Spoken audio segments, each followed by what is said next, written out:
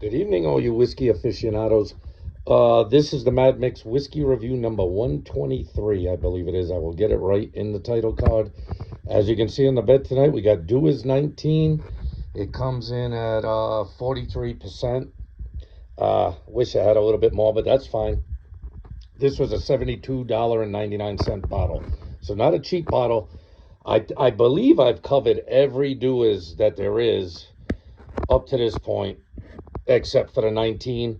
There might be a higher age statement Dewars, but I'm not sure I'm willing to go above 73 bucks for a bottle of Dewars. But you do get an impressive age statement. As any of you know, if you watched any of the Dewars videos previously, the main blend in Dewars is Aberfeldy. Dewars owns the Aberfeldy distillery, and I don't know how long ago they started releasing the Aberfeldy as a single malt scotch. I have had the 12-year Aberfeldy. I can't remember if I had the 15. I know I haven't reviewed the 15, but I have reviewed the 12-year Aberfeldy single malt scotch. So obviously, if you're interested, you'd have to dig back in the way back machine and find it. But I've always liked Dewars. Aberfeldy as a single malt isn't bad. I mean, it's like maybe around a $50 bottle. They might even be coming down lately for the 12-year. And it's just kind of a good standard middle of the road straight malty whiskey.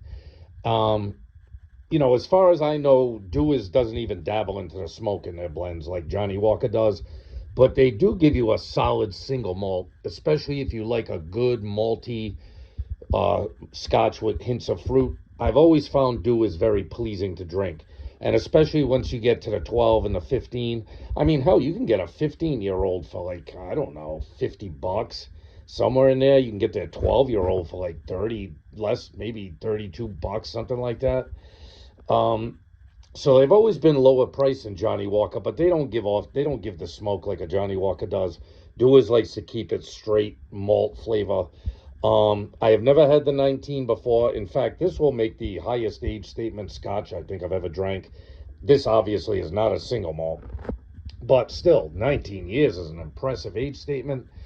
But like I said, you do pay $73 for it. So, not the most I'd paid for a scotch. But with that being said, I'm kind of looking forward to it. I hope it's not disappointing because I do like Dewars. It doesn't tell you anything about natural color, but at 19 years, I would doubt they had to color it. I don't know what I don't know if Dewars non-chill filters and natural colors, but you would think after 19 years in a barrel. It does tell you on the back of this thing that it's double aged, and then it is put into rye cask to finish.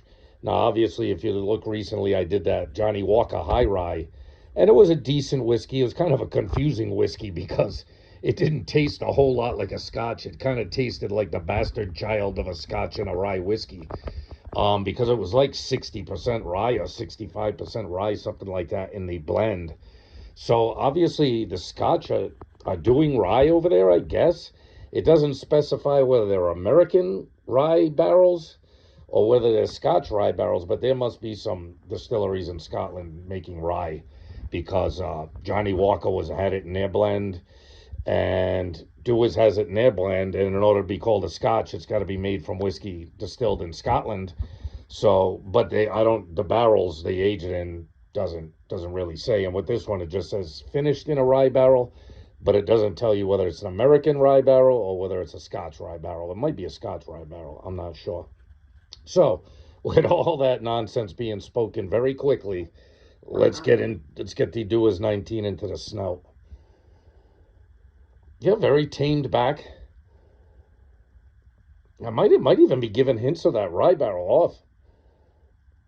It's not like minty or piney or anything. It's got something with the malt that might be reminiscent of rye. Maybe hints of some kind of lighter fruit like pears or apples or something like that.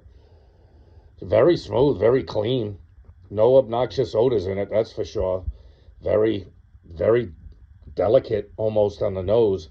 It's just got that kind of, it's not just a malt. So I can't tell if I'm getting the flavor of some of the grain whiskey that's in here or if I'm getting some of that rye barrel, maybe a little of that leftover rye flavor that came from that barrel. But yeah, it's a pleasant enough nose. Pleasant enough. All right, with that being said, let's get it down the belly.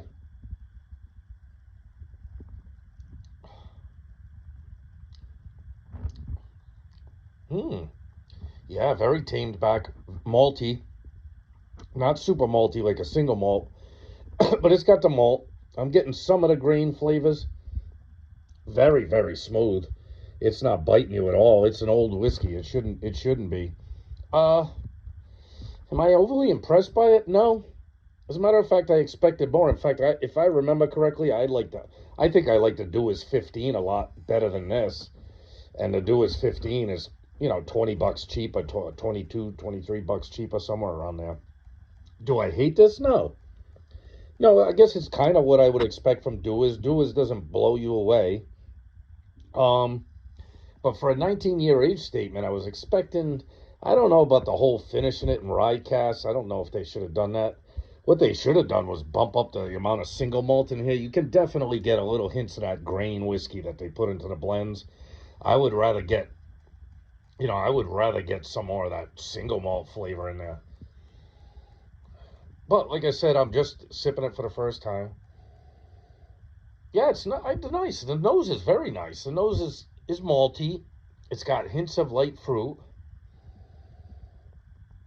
Like I said, I'm catching something slight in there. I don't know if it's the grain or if it's the barrel finish. But it's not unpleasant. There's no ethanol on the nose. It's completely tamed down and smooth smelling anyway. Let me get one more sip and we'll try and wrap this one up.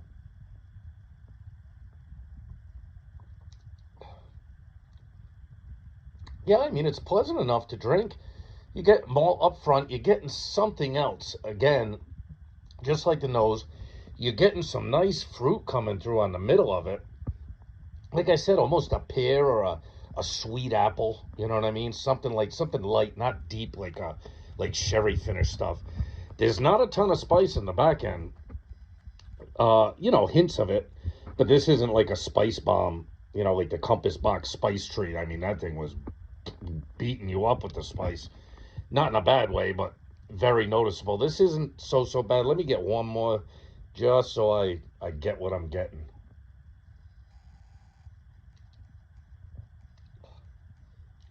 Yeah, it's sweet, malty. Now, with a few sips in, I'm getting much more of like a sweet fruit flavor up front. There's malt there. There's a hint of something else, like probably grains or barrel finish. I'm not sure. And not a whole lot of spice in the back end. It goes down like sweet water. There's no ethanol bite on the sip. This is totally smoothed out. All right, with that being said, this is the Mad Mix Whiskey Review number 123, Dewars 19 at 43%. It is double aged and finished in rye barrels. This one just happens to be the 124th U.S. Open bottle. That might have been last year's. What do I think of it? I think it's good. It's tasty. Do I think it's worth $73? No. I think for that money, I could have stepped into a lot of bottles for that money. Would I buy it again? Probably not. But as you guys know, I almost never buy the same bottle twice.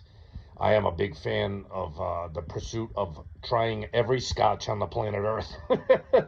So I'm glad I got it because I've been staring at it for a while. I've had every other Dewars.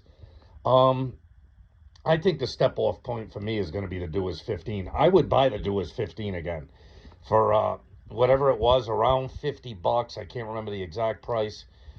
It had more malt than this.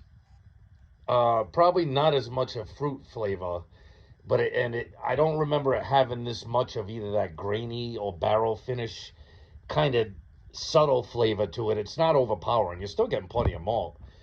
And a far more reasonable price. Even the Dewars 12, I enjoyed plenty fine. So, with that being said, do I think it's great? Nah, what do I give it? I'll give it like an 8.8. No, not even. No, what am I saying? More like a 8.1, 8.2 for the price. I got to beat it back for the price. So, somewhere in the low 8s. It's fine. It's very drinkable. It's not bad whiskey. It's just, for a 19-year age statement, maybe my expectations were a little too high for what it is. But I think they could be doing something a little bit better with this. If you're going to take a bunch of at least 19-year-old barrels and blend them together, I would think you'd get something a little better than this.